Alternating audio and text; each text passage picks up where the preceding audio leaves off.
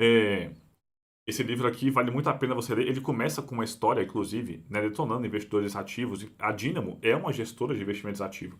E ele começa no primeiro capítulo desse livro aqui, do Passeio Aleatório por Wall Street. Ele fala que um estudo. Cara, isso é muito bizarro. Foi alguém, eu acho que foi o próprio Burton Malkiel que falou isso, não lembro. Mas ele falou o seguinte: isso nos anos 70, assim. Falou, até mesmo um macaco vendado atirando dardos sobre uma lista de ações pode montar uma carteira de investimentos mais rentável do que o mais profissional e inteligente gestor de investimentos possível existente. Por que ele falou isso? Porque lembra, o nome do livro é Um Passeio Aleatório por Wall Street. Ele fala que o retorno das ações é quase aleatório. É impossível você prever quais ações terão o melhor retorno nos próximos anos. É, Aí, ele fala, se é aleatório, você selecionar ações de forma aleatória, é isso que ele quis dizer, com um macaco vendado atirando dardo sobre uma lista de ações, ele pode montar uma carteira de investimentos tão boa quanto a mais profunda análise possível. E aí o pessoal falou assim, pô, esse cara é maluco. Aí ele falou, ah é? Então bora fazer isso. Pegaram o macaco, velho. O macaco escolheu as ações, pegaram o macaco mesmo. Realmente não fizeram assim, vamos só pegar uma seleção de ações aleatórias. Não, eles realmente pegaram o macaco e o macaco escolheu uma carteira de ações. E adivinha só, o macaco conseguiu bater quase todos os gestores. A carteira do macaco. Quase todos. Tem até uma página no Instagram que chama Monkey Stocks. É inspirado nessa história.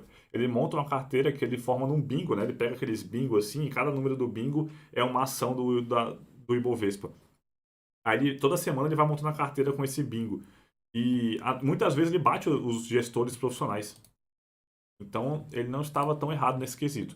E aí, vamos lá, voltando aqui, os pontos que eu falei aqui que eu marquei. Ó, aí tá falando aqui em relação a investimentos passivos, tá? Essa parte que eu marquei.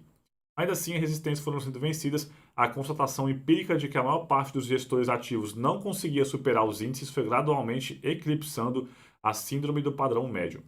A síndrome do padrão médio que ele fala que, pô, quando os ETFs foram surgindo, o John Bogle, que é o cara que popularizou os ETFs, inclusive autor do livro Investidor de Bom Senso, recomendo 100% também, um livro incrível, ele fala que ele foi muito criticado quando ele começou, quando ele defendia, né, a criação dos fundos de índice.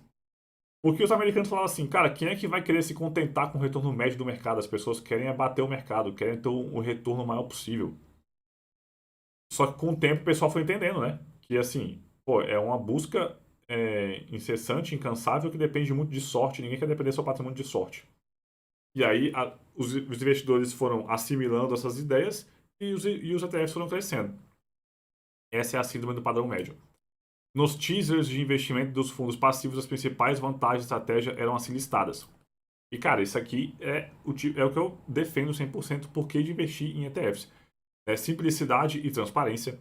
O investidor sabe o que está comprando. Quando você compra de um fundo ativo, o fundo ele divulga carteiras de no mínimo 3 meses para trás. Se você for olhar a carteira lá do próprio Dynamo, ele vai estar divulgando para você, você vai ver qual que era o portfólio do fundo de novembro do ano passado. Você não consegue saber o que está comprando hoje. Você compra nas cegas. Você não consegue saber o que está sendo feito. Aqui não, o ETF você sabe exatamente o que está comprando, o percentual em tempo real de cada uma das ações lá dentro. Então é 100% transparente. Acesso à classe de ativo com baixo custo. O ETF hoje tem a taxa de 0,03%, tem alguns com 0,02% ao ano. É uma taxa insignificante.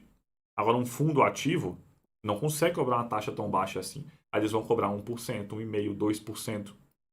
Pô, é 100 vezes mais alto que alguns ETFs a taxa.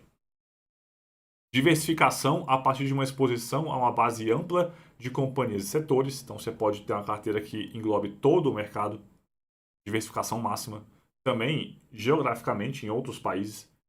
Sem risco de gente. E essa a principal vantagem é essa. Tem um risco de gente.